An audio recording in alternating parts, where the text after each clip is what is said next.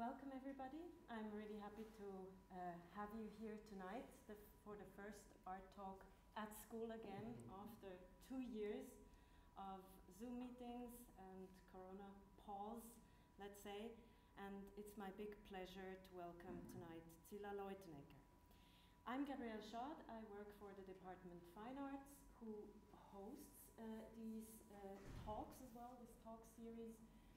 This is a chance to point out our next talks with Matthias Altmann and Anne Speyer, who are still upcoming. With these art talks, we always give artists that are visiting faculty at our department a platform to expand about their practice, to grant us insights also concerning their artistic development, trajectories, and so on. Of course, your questions are very welcome. This can become a Q&A or a dialogue. But first of all, again, welcome Zilla. Zilla Leutenegger is one of the foremost Swiss artists. She is working in drawing, painting, video installations with spatial elements and with digitally processed images and sounds. The person of the artist plays a central role in her œuvre, and her works have been exhibited internationally since 1996. Most recently, an extensive solo exhibition took place at the Bündner Kunstmuseum in Chur in 2021. Zilla is also the recipient of this year's ZHdK Honorary Companion. That's an achievement award for former ZHdK graduates, so that also hints at the fact that you used to study at the previous institution that somehow became the Zurich University of the Arts, Hochschule für Gestaltung und Kunst, Zürich. Very warm welcome, Zilla. Great to have you here tonight, and also really to converse in person tonight. We said that we'll try to approach your work in a dialogue, in a conversation, but maybe still first I would hand over the word to you. Thank you very much, Gabrielle, and I'm very happy to be here. Actually, I planned to talk to you about how I work, how I get to my ideas, how I do work with my team when we install exhibitions, and maybe some of you have seen the movie of Ivan Schumacher. It's called Zilla, and he did a portrait which was in the cinema and also in the TV. So I was wondering if maybe I can work with some of the raw material, because it's very nice that I have it. So Ivan was with me for 3 years, and I was everywhere. He was kind of behind me and looking at what I'm doing, what I'm working. So I forgot actually that he is with me. And now it's very nice to have this view from another side, because somehow I found out that this movie is for you, maybe something else, because you can see what I'm working on. But for me it was the third eye, and it was very nice to look at how I'm working, how do I look like when I'm working, and somehow also to get a step behind and have another view on my work. And what I brought with me today is just some moving pictures. You can see what I'm doing, and I will do the off voice of it. So you have no sound with the pictures. We just look at what I'm doing, and I kind of talk to it. And I would appreciate if I'm very open if you just comment, if we can have a dialogue, and Gabrielle and me, we just talk about it. So I think you can also just interrupt. I think it's a nice idea of this tonight. So actually I was prepared in German. It's only a thing about in my head. So, but what I wanted to have that you know, if I would have known that it's in English, I would have dressed in other colors. Because something I have is, I have a synesthesia, I think it's called like this in English. It's a combination of, maybe some of you have it as well, because I think a lot of people have it, and most of them are working in creative professions, what I found out. And in my case, it's a combination of colors, letters, and numbers. So when I say E, it's also a 4 and it's also blue. And it was really difficult as a young girl to find out what's my problem, because actually I found out I have one and it was very difficult in school. So by now I think it's also something I can use in my profession. I never think about colors, I never think about letters or numbers, but in combination for, like let's say if I talk English, it's another color for me. But that's just, you don't have to think about it anymore. So let's start, because this is as well the beginning of the movie. Ivan was looking for pictures the moment when I'm looking for drawings. So most of the time I'm drawing myself because I'm there. So like you can see also I'm looking for special movements, and I don't have to talk with somebody. I don't have to improvise or explain what I care about or what I'm looking for. I just do, and I'm alone. And I really think it's important that I have these kind of moments of being alone in my studio, because a lot of installation works, you can see later, I'm doing in a team, and I couldn't do it alone. But drawing, you can see here, is something I really need to have some time for my own, and testing, checking. So what I do a lot is, because I draw quick and I like to draw with the shiny paper, copying, changing hands or arms or movements, and out of this it comes again new decisions I'm doing, and I think it's very important in this moment of how I work that nobody is involved, yes? So many decisions you do when you draw, maybe you know it, you have to, every little step is a decision, and I like to do it quick, so it goes easier, faster, and it's more try and error, it's more like this. So this is how I prepare to go to the Druckerei, where I'm working for monotypes at Wolfensberger Steindruckerei. And maybe you have seen some of the newspaper work I did for NZZ. This is actually work I was doing by accident, because they asked me to do a work for it. They have this, how you say, this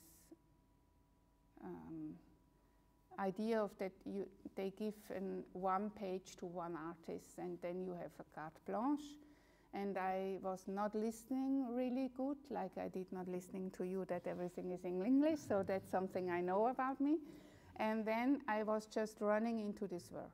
So it was kind of getting by accident in a series of these monotypes on NZZ paper. So this was the start of Corona, and I decided to do it as long as the pandemic is. So I finished it last spring. Over 2 years I did this work. And I really liked it because I can work very quick, what I like the drawing, and then I just give the ball to Tommy, and he's doing then the man at work, because I need the machines, I need the manpower, I need the color, I need the professional help to do what I'm doing when I'm doing these monotypes. So then it starts where I'm doing my teamwork. that brings me to a first question, actually. I remember when you set out with your artistic career that you often took also postures or gestures you found in, let's say, fashion magazines. Fashion has had an influence on your early work, maybe more than the current.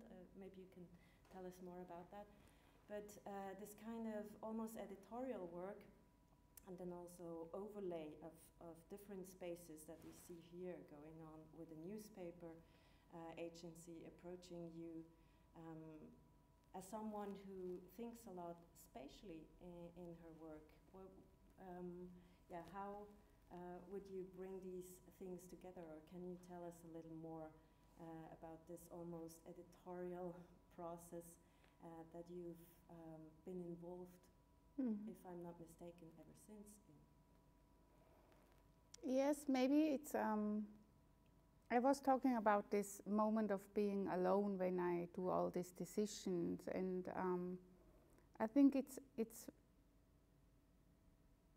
coming together where during I'm working. It's not, the editorial is not like that much controlled, how it looks like maybe, but it's a lot happening when I'm working on this trial and error.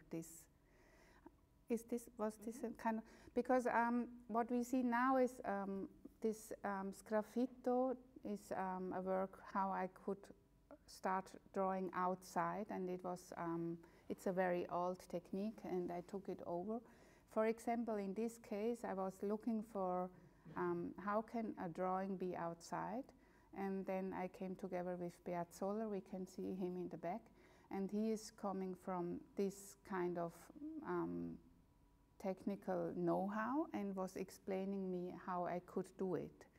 And I mean, the drawings, the women, I started in my atelier doing alone, and then the exhibition starts together with the curator, with a lot of people coming with ideas, and I can kind of bring everything together in the end. The fashion thing is, it was more important in the beginning of my studying because I came from the fashion business, and I was always interested in material and colors, but when I did the Textilfachklasse before I was studying art, I was thinking about in a very romantic way of this fashion business, and I found out it's something else. It's not like Christoph Hefti maybe. He's one of the, not a lot of people are really into fashion design. So it was in another world, and I was not feeling comfortable. I was looking a lot for what kind of profession could fit to me, and I was 27 when I started studying art. So it took a while for me to find out where I am happy, what can I do that I'm happy. So yes, here we can see how I started to work for the exhibition in Chur. We will see other pictures later. Stefan Kuhns, you can see him here in the picture. He is the curator, the director of the museum in Chur, and here we are starting with the collaboration. So he invited me for this exhibition, and I always work with site-specific moments. So for this, I'm working with models. You can see a lot of models in my studio, and he is coming for once or twice in the month for talking about what can I do, what shall I change, what did I change, and it was a very close workshop together. So that's the way I'm working, but only in the model, and when he went home, I was completely changing everything to give him feedback in the model again. So this is how we work together. And it's very different with every curator. every curator has another way of working with artists, I found out. And with him it was very close, but it's not possible with everybody like this. So in your work you often project, let's say, narratives or images on existing spaces or into a site-specific situation. You might even say that the newspaper in this sense was also a site-specific moment. And that's probably also why it comes in handy to work with a model to visualize how this narration will function. But coming to the task of bringing together an exhibition, a retrospective of your work, how do you devise those rooms, and what are the narratives that you want to project or introduce? Actually, it's nice. I mean, it's every time it's a new game, because it's nice if you can surprise yourself. So, in this case, in Chur, I wanted to tell a story about spaces, about different rooms. And it was very nice to work very close to the book of Georges Perec, Espèce d'Espace, which is a book about rooms. He was always thinking about how normal, conventional does a room have to be. And I was always teaching with this book, also at the ETH when I was teaching there, because I really like to think about rooms in another way. And this helped me also to think about this room, the exhibition space in Chur, and to split him, to kind of think about, this could be the kitchen, but maybe it's a broken kitchen, then let's go to the other, let's go and imagine it goes downstairs, and there is the cellar with the Zilla gorilla, which is a little animal which is very big and everybody's afraid of. And of course I was kind of imagining a story, but then I cutted it out in between little, how you say, in pieces. I don't want to have a timeline, a storyline into it.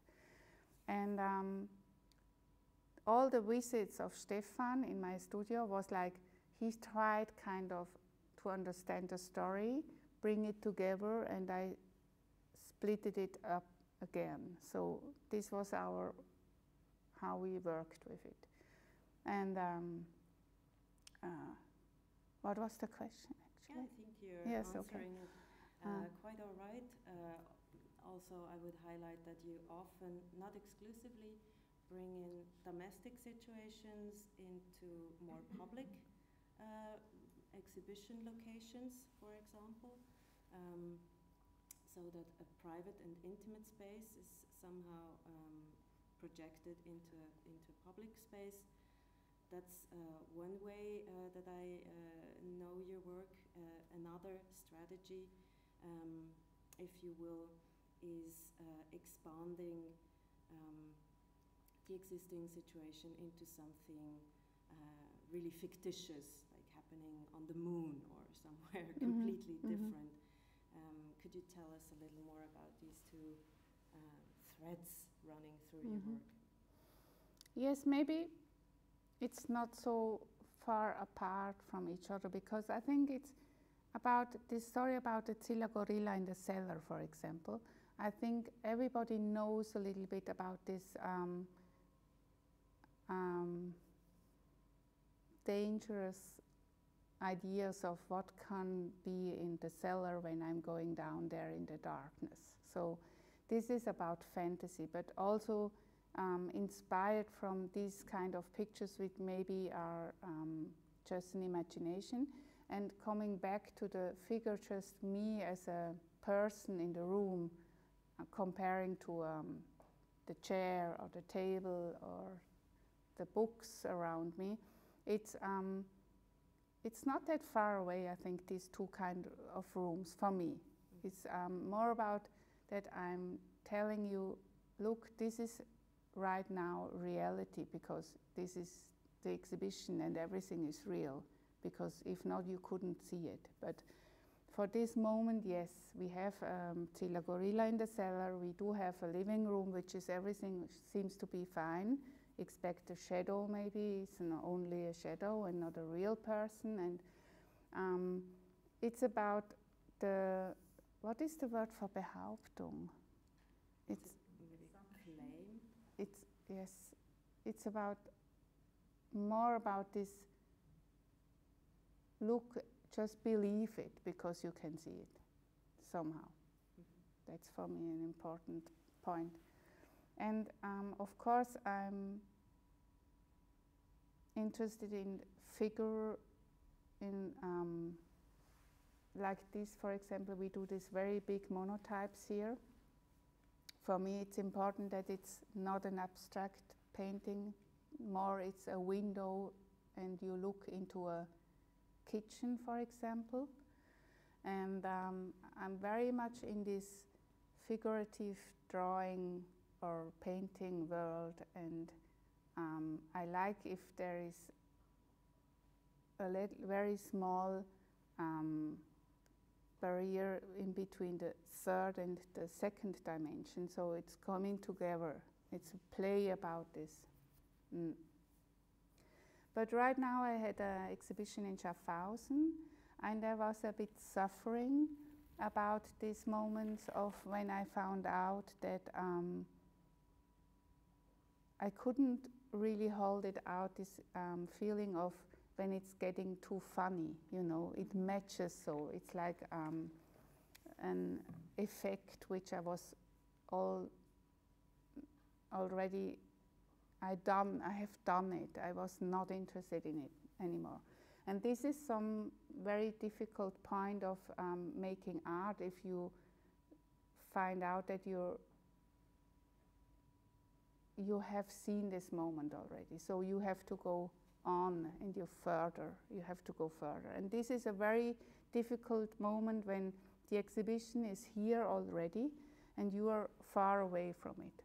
And because I'm not anymore so much interested in exhibitions when I have done them. So, and I have to come back to these exhibitions and I have to find another way to look at it. It's somehow similar to this idea of the third eye when I was talking about the movie of the third eye of Ivan, which was looking at my art, and I found a way to look at my art again. Mm-hmm. This is, for example, a very nice technique, you know, the dolly zoom maybe, and I found out I could use it in my work because I wanted to have a very, very long corridor, and I wanted that you feel it, because I was growing up in this house and the corridor was really very long because we had very short legs then.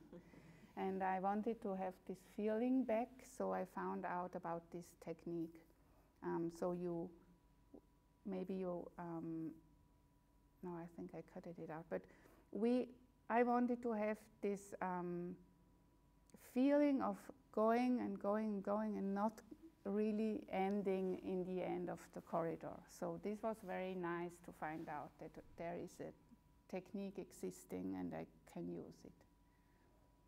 Yeah, speaking of technique, one could maybe say you're also an intermedia artist, combining different media. There's also been an evolving development over the more than 20 years that you've been working now. Maybe you could trace a little bit this trajectory. You've outlined in the beginning that drawing has always played a bigger part, but then we see video projection, moving image, and then some more, I think for myself also newer additions to that practice. I mean, I'm a VHS kid. Maybe you know, some of you know something. So this is how I was introduced in the moving pictures, and I was in the 90s in the ZHdK, and then I was asking people from the video class if they can help me to find a way to do this. The drawing gets into the moving pictures, and we tried everything, and it seems to be impossible, but we always found a way. And I learned how to deal with the not knowing, because actually I always say I cannot draw, but you can see that I need a projection to draw, also because it's big. But I'm not, you know, I never learned drawing. And also when I teach at the ETH, I was telling the people that you don't have to know how to draw, you just draw. And it's so easy, just take a pencil and a paper and then you draw. But the media, changing the media was always because I wanted to find another way to bring, for example, the drawing into the third dimension, and then I had to build in wooden pieces and bring the draw on the piece, like on this wooden piece. And I found out that we can do video drawing. Actually, I think it's my invention, I have to tell you. And it was really nice that it was possible just because I was believing in it. What are we looking at here? Is this a model, or is it a 3D print of the cat? Yes, here I was doing, it's actually nice that we can see it right now in this discussion, because these cats are all made out of drawings, like we can see it here. So what I did drawings of cats, and then I was bringing them on a styropor, and we just took the outline, we cut them out, and then we scanned them. And this was the model for the bronze sculpture then. So I was doing, actually out of a drawing, I wanted to make a bronze sculpture. Mm-hmm. So it was a two-dimensional cat, and then we do like Kurzli, we just bring them in the third dimension. And in the end, it was very classic sculpture in bronze, which I was interested in. The process was digitally supported by this yes, we were rendering process of the styrofoam model. Yes, because I did not want to have the structure of the styropor, so we were making it softer, the surface, and we had to do it a little bit digital work around it. Yes.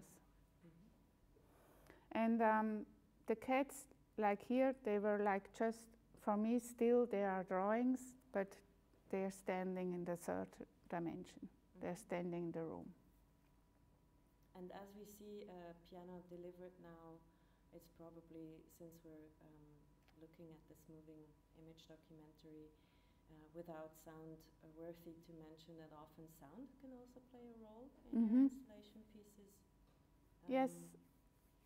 What about choosing the right sound, and what is this layer adding to the narration of space in your works?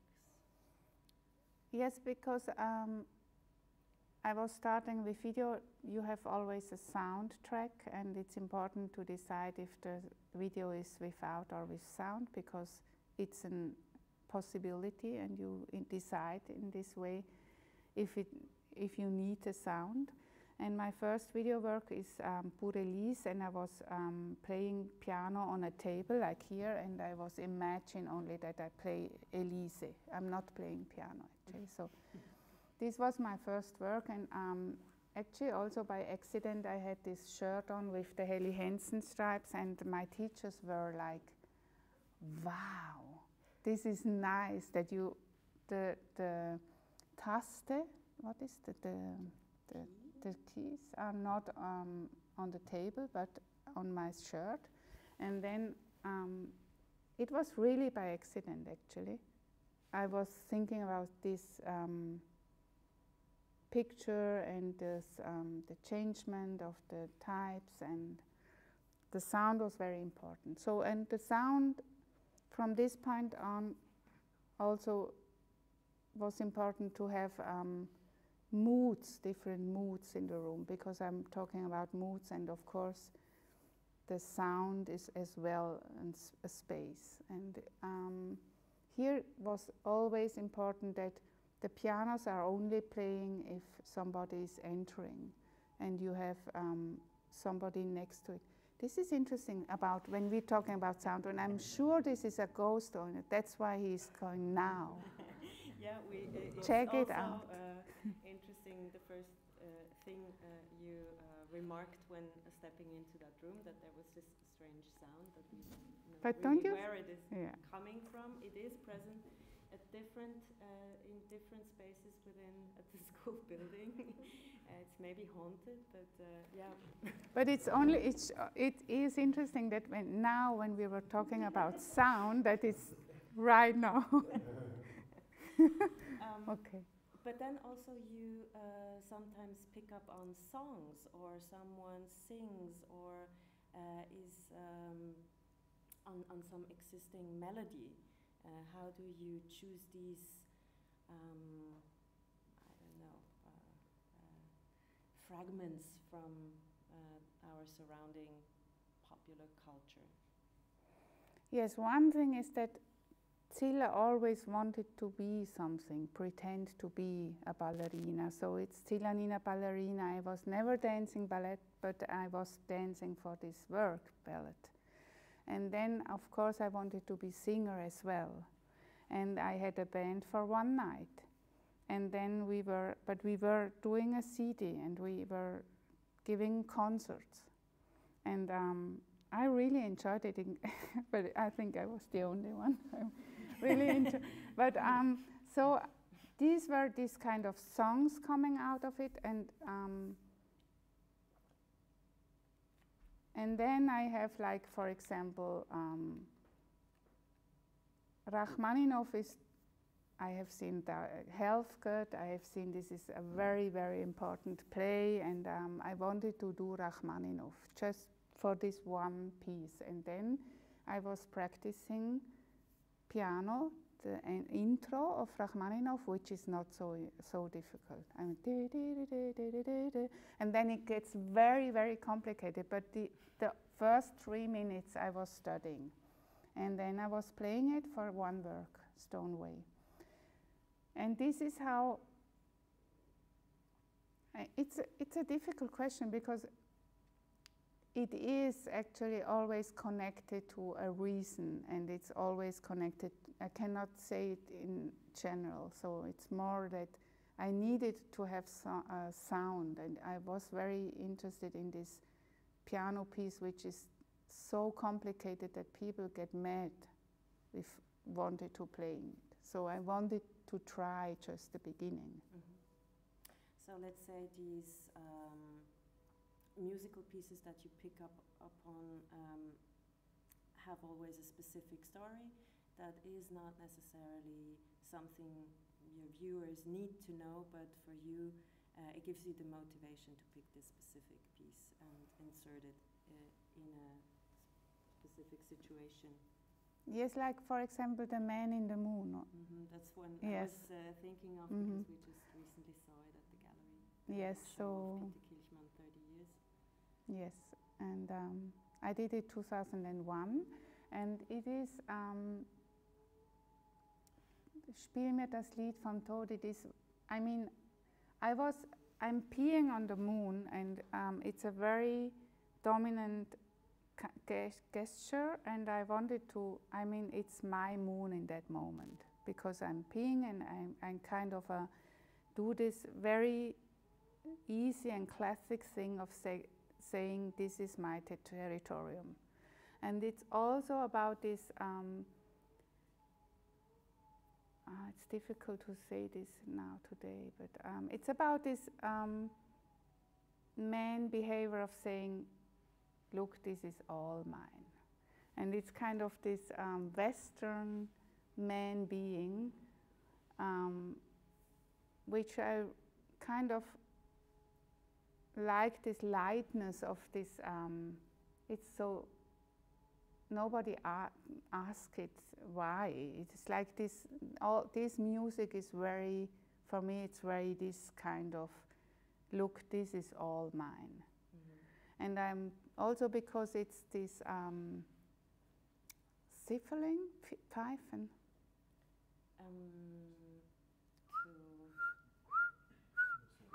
Whistling, yeah.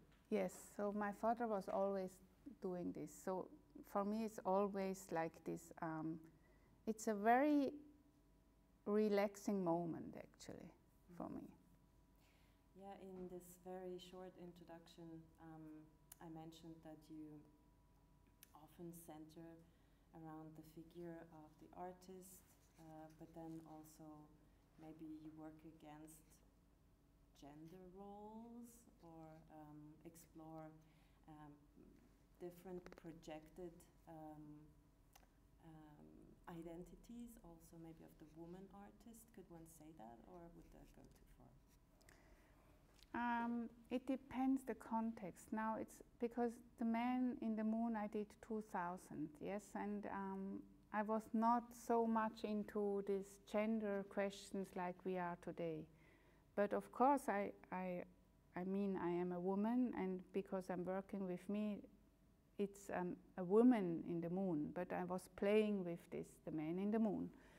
And I'm peeing like a man, so, but the P is only a drawing, a video drawing, and they are all plays and games with lightness I was also interested in. So, but I got invited, like for example, Wally Export did an exhibition and she was inviting only women. This was, I think, 2003 or 4.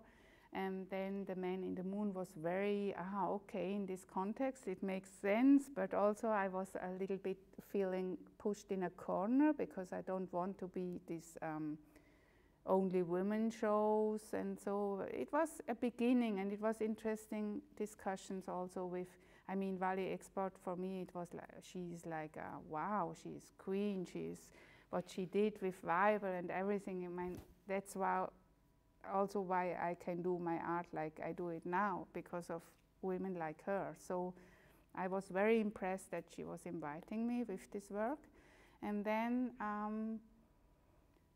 of course, now when I do this Zilla gorilla work in 2021, and I'm dressing in a gorilla costume, then the guerrilla curls comes up, and yes, of course, I'm aware, and it's important that it's a play as well, and it's about this, I'm a woman and that's okay, and I'm doing art, and I know we have it easier than 20 years ago because of a lot of women and work and men and understanding and discussions. But I'm very happy if I don't have to think always about this, being a woman, because actually I'm just doing art because I wanted to do it, and because I am who I am, but not because of being a woman. Yes. Mm-hmm. But interesting is, what was the first part of your question? Because I was wanting to say something else. Playing with the role of the artist. Yes. Yes. When we were studying, this was, of course, all the time it was about, are you doing self-portraits? And Tracy Emin, Wally Export, Rebecca Horn, a lot of women doing video works in this time, in the 70s and later. They were very important for me, but not only because they were women, but in this way I was using video in another way, not as a documentary of cutting my hair or clapping my legs, much more about bringing a person into a situation and using myself as a protagonist. in your work, maybe the last question from my part before we open up, somehow the world of design. We've seen you introduce some specific design objects, also from the domestic sphere, in your installations as a kind of throwing the shadow to work with, that are really recognizable also in their outlines. And yeah, maybe clashes is not the right word, but at least comes into a dialogue or maybe a friction with something like the kitchen situation of a mountain retreat that is something more rustic. And I see this also in maybe the discussions or dialogue you might have sparked when you taught drawing, or let's say art practice, to up-and-coming architecture students that somehow have to deal with the world of design, but then still have to bring it near to people to create a nice living environment. And those two things are not necessarily worlds apart, but then they're also not necessarily exactly the same. Mm-hmm. So how do you deal with those two worlds that seem to both attract you? Mm-hmm. So one thing is, a chair is a chair is a chair, because look at it and we know it's a chair. It could be red or green, but it's black because we don't want to think about too much. But so in my world of my vocabulary comes from where I grew up, and these kind of all the furnitures around me are the one I grew up with. So I don't ask it, questions it, because it's my vocabulary. And then the poor architecture, they really have to deal with it, because it's their profession, but that's their problem. So, but of course, somehow our eyes are teach, because we are looking at things from very small until now. So somehow we are shaped, and of course then you study something and you get more into it. And still, I think, for example, my brother, he is a machine engineer. He is not thinking about what pants he has on.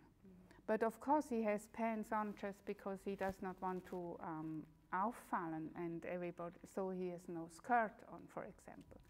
But he never thinks about it. Mm-hmm. And I think also there are many people are not really taking care about shapes of chairs, or, yes, you know what I mean? So I think we have, of course, I know when I draw an Eames or a Womp chair, some people knows, most of the people knows him, it's a classic chair. And I just draw it because I see him every day, and let's draw him now. And when I do have to think for example, if I'm going to buy a new chair, it's the first thing is I don't like to make this kind of decision, and then maybe I decide just for one I know already. But the architectures, they have to deal with these options. I'm not happy. I wouldn't have been happy with if I do have to decide for other people what chairs and whatever. You know.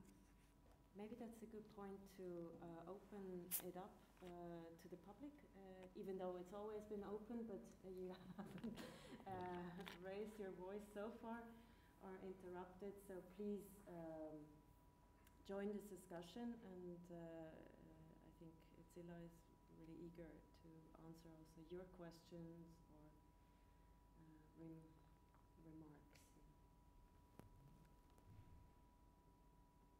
I'm looking for the gorilla. Yes? Yes,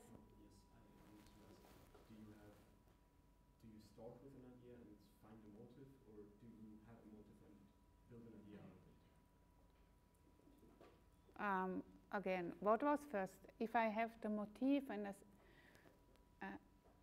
I mean, I try to explain how does the idea come. That is something I'm asking very often, and actually there is no, I mean, there is a repetition somehow that I have a feeling that this could be now interesting. So I have to be aware, don't forget it, because sometimes you have an idea of, it was very close, but I forgot it. So this should not happen. But it's more about a feeling that now I think this is coming to a point we should take care, and we should make notes and drawings around it and getting closer to it. Because they are very shy, my ideas, and then somehow I see around the corner, they just run around the corner and then go behind it. And I think it's very nice if you catch them. Sometimes it's only air and nothing behind, but it's worse to get behind them. Was this an answer you can, yes? Hi, Zilla. First of all, I just want to say thank you so much for sharing so generously, and I've been deeply inspired by your work. So many questions that I would have, but Okay. I think just to, as one of the comments that I always like when I see your work up close is that it's actually economy of means that you have. There's this overall simplicity that, at least that's how I experience your work, where it becomes immersive, that it's almost not just two dimensions changing into three, but it brings me into an experience. It was like the fourth dimension, and with, you know, like very little means, like comparing to nowadays people working with virtual reality or artificial intelligence to create those type of environments. And it just really brings a lot of awe to me when I experience your work. From what I understand, I think you will have an opening in the Lovenbrouw of space, or one of the, I think I've seen some of the new installations. But I do have a question besides at least one that I would like to ask you. My background primarily is working with photography and the quest of bringing that two-dimensional rendition into 3D, into space, and then not just purely by trying to print it and turn it a print into a sculpture or 3D print, but I'm wondering what role shadows and moving shadows play, not just metaphorically, but also as one of the protagonists in your work. How you think about it, and which point do they actually come into the work, or anything you could share on the shadows. I would love that. Thank you for it. Thank you very much. I'm very touched. That's very nice to hear in that nice English as well, because I'm kind of run out of my vocabulary. But I think it's nice. Once I found out that working with projection is also that no projection is shadow. I mean, it's light and shadow. It's so close, one and needs the other. And if you project black, then it's not black. It's still, you have some difference between black projection and no projection. And somehow I started to work with the black projection as a shadow next to bright projection and different Stufen, steps of brightness. And it's about Ansilumen. It's also nice that you have, for example, two different kind of anti-lumen projectors coming together, because that is an additional projection of light, for example. What I did once in the Schaulager, we put two projectors on each other, and we had 4,000 and 4,000 anti-lumen, and we could switch from one to the other, and it was a very nice experience to do. And for the next exhibition at Zahnradstraße at the Peter Kirchmann in January, I'm doing the woman in the moon. Yes, I have to.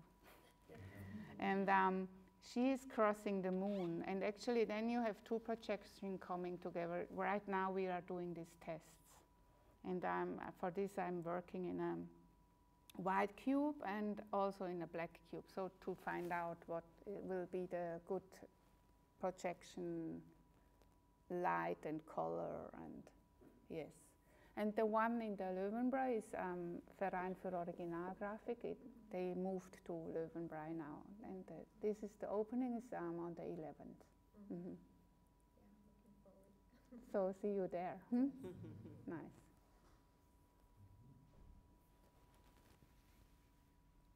When you were talking about your exhibition in Schaffhausen, you mentioned that you do not like it when it becomes too funny. And I was wondering, what do you mean with too funny, or what is that you don't like about it? Yes, it's something when you start doing your work, then it's in your studio, and when you're going to do this in an exhibition, it's in another context. And this exhibition Reihe in Schaffhausen is called Doppio, so always two artists were shown together. And of course then it's not a solo show, so you have, they want you to interact, and then that comes together different works. And Sandra Böschenstein, we're showed together. She is doing a drawing work which goes a lot with this third and second dimension, and she plays a lot with this Perspektive and beschleunigte Perspektive. She is doing a lot of this precise, very nice work.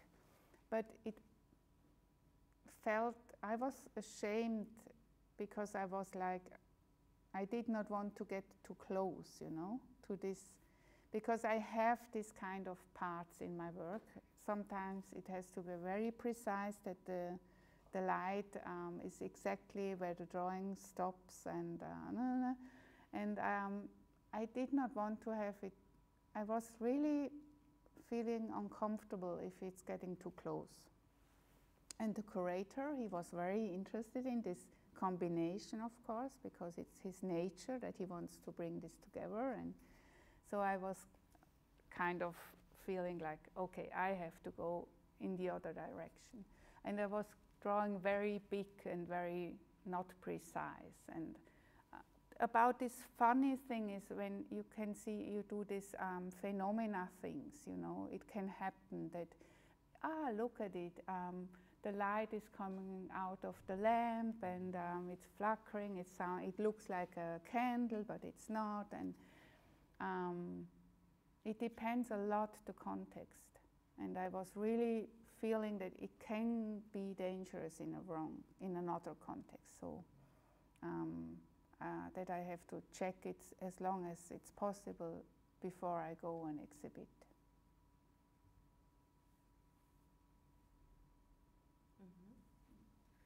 Thank you very much, Zilla. I would like to ask you something about this domestic idea in your work, using the vintage furniture pieces, the classic design.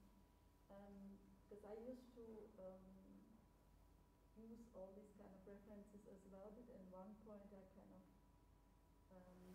realized that somehow it becomes obsolete for me, because I think, why I'm using all these kind of classic old things, because I also don't listen to classic music, and I don't dress in vintage clothes, and I don't buy old artworks and hang on the wall, because they kind of became not contemporary. And so nowadays I'm much more interested in contemporary design than into classic design. And do you have the same thoughts, like that this is something kind of old school and maybe the contemporary ideas are more interesting, but maybe not for your work? But I just kind of wonder, how do you think about it? Because it always has this kind of like an old reference to something. Because you said your brother doesn't care what pants he puts on, but maybe he has still Eames chairs at home, you know. Not even thinking about it that it's Eames chairs, but those you see kind of in a regular household nowadays. And what about the idea of contemporaneity in your work? Like, do you think there's like a translation? Yeah, I think I'm not thinking so much about design. Of course, every time I decide for what chair is also interesting for having only a smoke coming up, and so it has to be high because I don't want to have a head seeing, and these kind of decisions I'm doing. I'm not so interested in furniture design, much more maybe in this, it brings everything into other context in an old language, because they're vintage. But it's iconic. I mean, you can recognize it's an Eames chair. Yeah, I see. It has a certain connotation, and I see these objects. I think it's much more, you know, this warm chair is, for example, interesting for me because he has his legs, and it's very nice to draw. That's what I really like, the moment of how this kind of leg ends in this little round feet. And that's why I really like to draw the warm chair. And actually, it could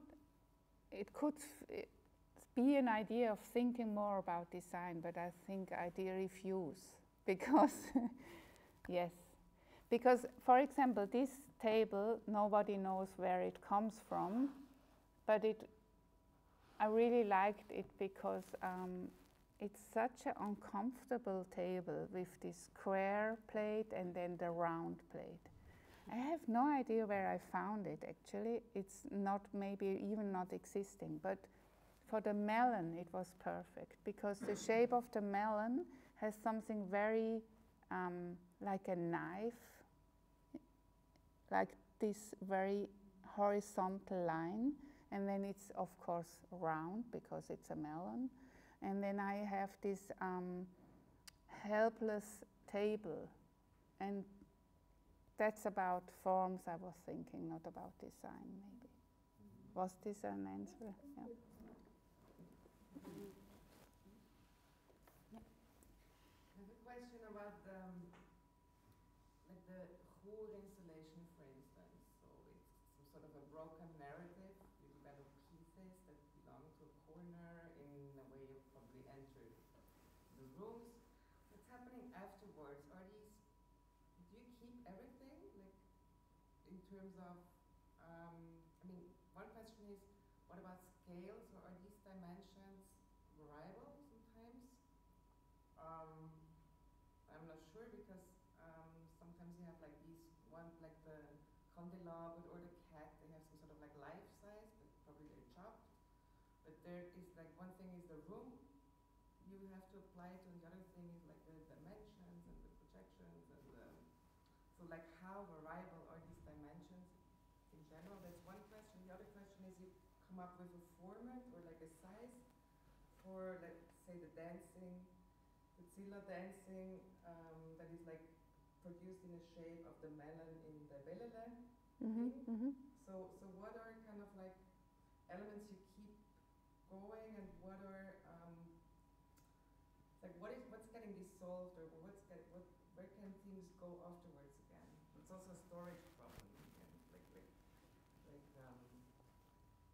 Do they have to be connected in a way, or are they really like singular pieces afterwards? So the scale was important for Chur, because I wanted to have everything in the same scale, like 1:1. Like people are visitors in this apartment, in this broken apartment. So everything was in the same scale. Of course, we don't know about the moon, but he was hidden in the room, so he was big enough but small enough to fit in the room, and that we have a very big vis-a-vis. And then, okay, I took care about this story to tell about this broken apartment in Chur. So I used different media. I knew I had worked already. Some of them are newborn for the exhibitions.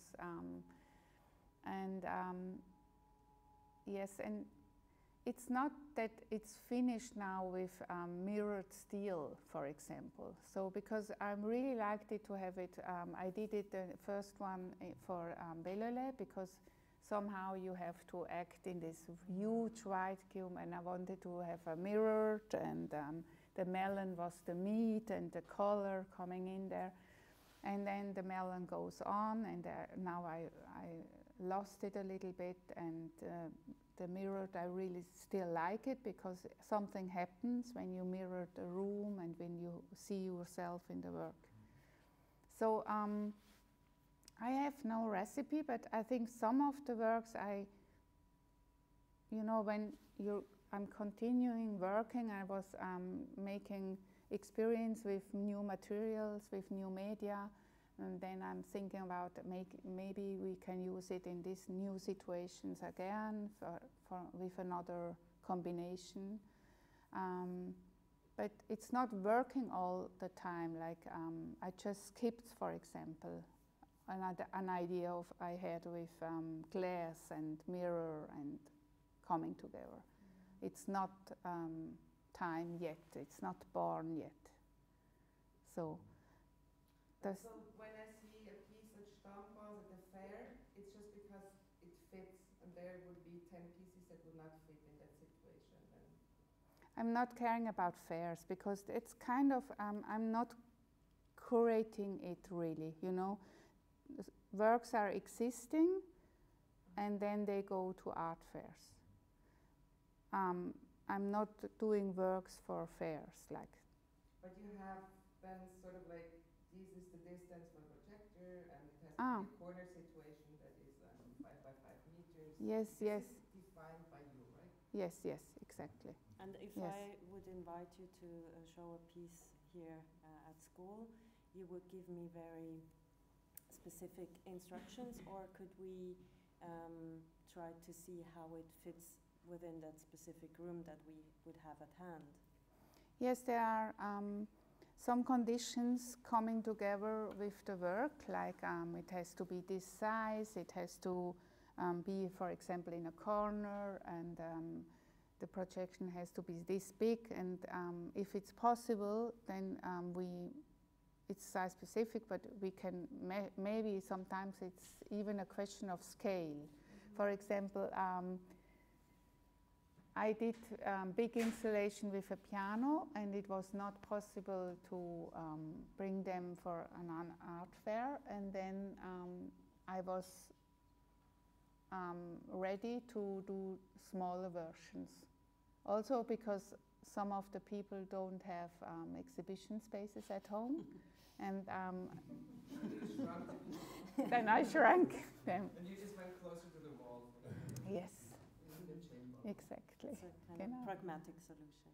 Yes, but also because some works are very nice playing with scale, because they are not fixed to a one-to-one scale. For example, I do the piano, I'm doing again in small, and it's nice because you have an overview suddenly. It's nice to work in different scales as well. Just Chur was like one-to-one. Yes, this. But then when you sell it, people can shrink it. Nine.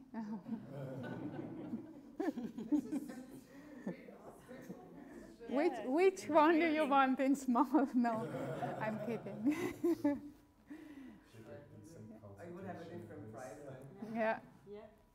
I was asking, like, can we extend it to this viewing of lecture and representation of days through different, and this politics of viewing to the politics of privilege can be extended. Say for instance, sometimes we are emptied in a politics always.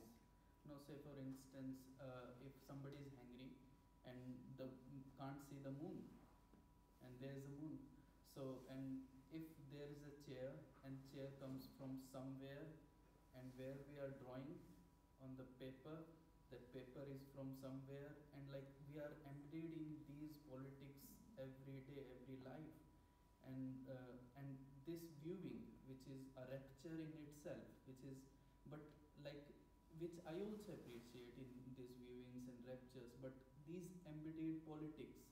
So how you, or in sometimes even in my practice, I question and then ends up like what I do, what I not do. So like how you think about all these embodiedness of politics and these viewings? I think I enjoy a lot that my work sometimes it's only light. I do have works which is without electricity is not existing. I have no storage problem, for example. If this goes in the right direction, you're asking me. And I do have problems, for example, with a lot of, you know, exhibitions which you have big transports and a lot of material, Schlacht, we say. Actually, I feel quite comfortable as long as I can move my works alone, and it's somehow maybe how I take care about this, not, you know, big thinking, but also still have somehow an overview of what I do.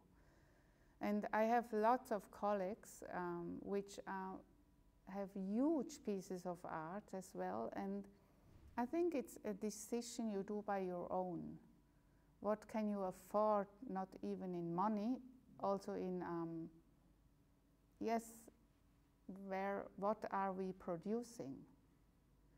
And it's nice to have this question in the room, because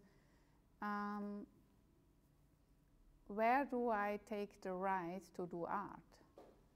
But somehow I'm not doing something else, maybe, which is worse, you know.